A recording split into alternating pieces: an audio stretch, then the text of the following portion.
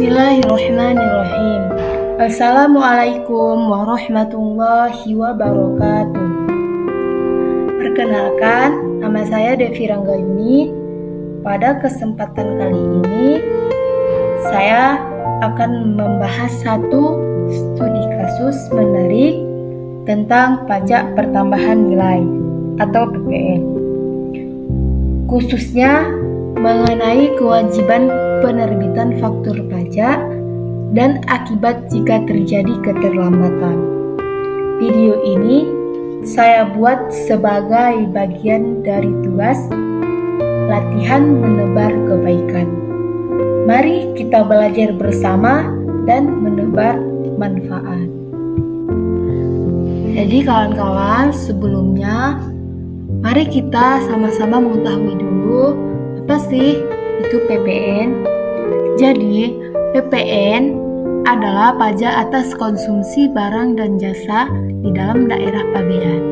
Dikenakan secara tidak langsung melalui pengusaha kena pajak atau PKP.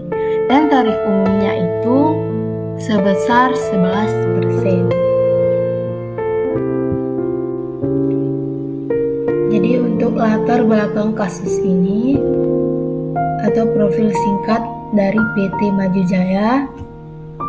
PT Maju Jaya adalah perusahaan yang bergerak di bidang penjualan alat elektronik dan sudah dikukuhkan sebagai pengusaha kena pajak atau PKP. Pada tanggal 10 September 2025, PT Maju Jaya menjual barang ke PT Cerdas Abadi senilai 110 juta. Sudah termasuk PPN 11%. Namun, karena kesibukan administrasi, faktur pajak baru diterbitkan pada 30 September 2025. Bukan pada saat transaksi dilakukan, yaitu tanggal 10 September.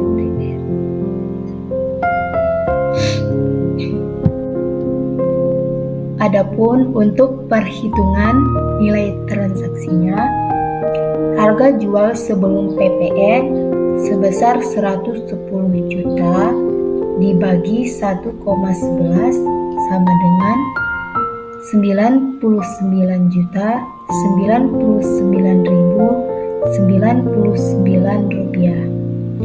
PPN keluaran sama dengan 11% dikali 99.099.099 rupiah sama dengan 10.900.901 rupiah.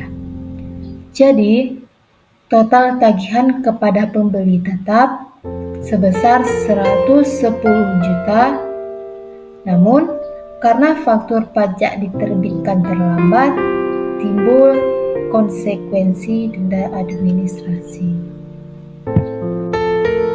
Jadi, masalah yang timbul karena keterlambatan penerbitan faktur pajak sesuai pasal 13 ayat 1 Undang-Undang PPN dan Peraturan Direktur Jenderal Pajak Per 03/2022, faktur pajak harus diterbitkan paling lambat pada saat penyerahan barang kena pajak.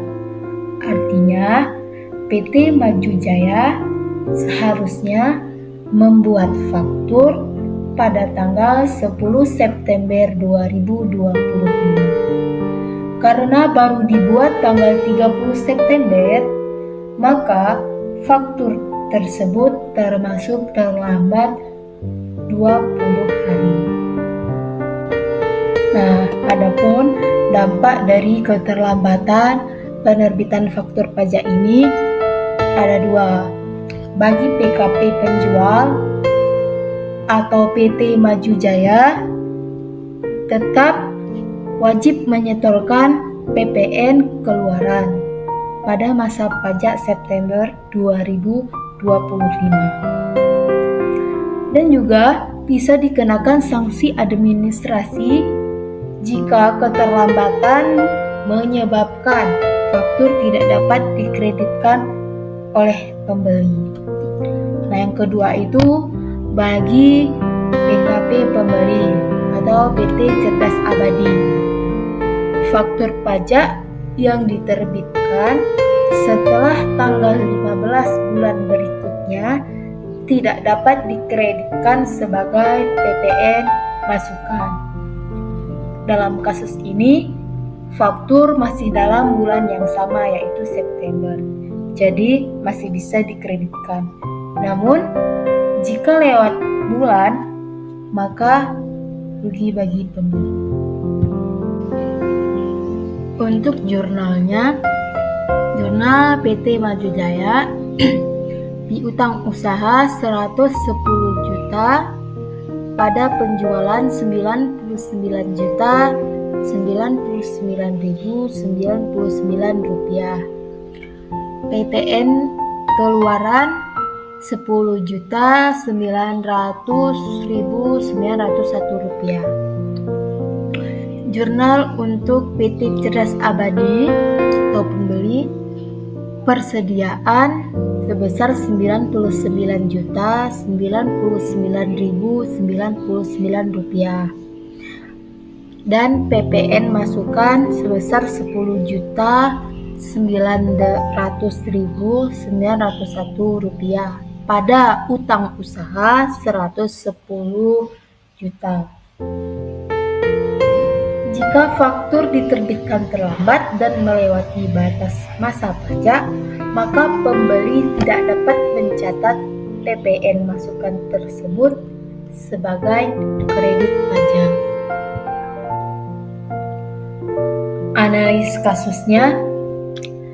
Dari kasus ini bisa kita lihat bahwa ketepatan waktu penerbitan faktur pajak sangat penting. Kesalahan kecil dalam administrasi dapat berdampak pada hilangnya hak pengkreditan PPN masukan bagi pembeli, risiko sanksi administrasi bagi penjual, dan ketidaksesuaian data pada e-faktur yang dapat menimbulkan perbedaan pada laporan. Nah, ini kawan-kawan dasar hukumnya. Undang-Undang Nomor 42 Tahun 2009 tentang PPN dan PPNBM. PR 03 PJ 2022 tentang faktur pajak. Dan PMK Nomor 18 PMK 03 2021 tentang sanksi administrasi. Adapun insight yang dapat kita ambil atau hikmah yang bisa kita ambil bahwa kedisiplinan administrasi pajak mencerminkan integritas perusahaan. PPN bukan sekedar kewajiban, tapi bentuk tanggung jawab sosial perusahaan kepada negara. Kepatuhan pajak akan menciptakan kepercayaan dan hubungan bisnis yang sehat antar perusahaan. Mari kita jadikan pajak bukan sebagai beban, tetapi sebagai kontribusi nyata dalam membangun negeri. Terima kasih kepada kawan-kawan yang sudah mau menonton video saya. Semoga ilmu ini bisa bermanfaat untuk kita semua. Maaf apabila ada salah kata, dan saya akhiri dengan wassalamualaikum warahmatullahi wabarakatuh.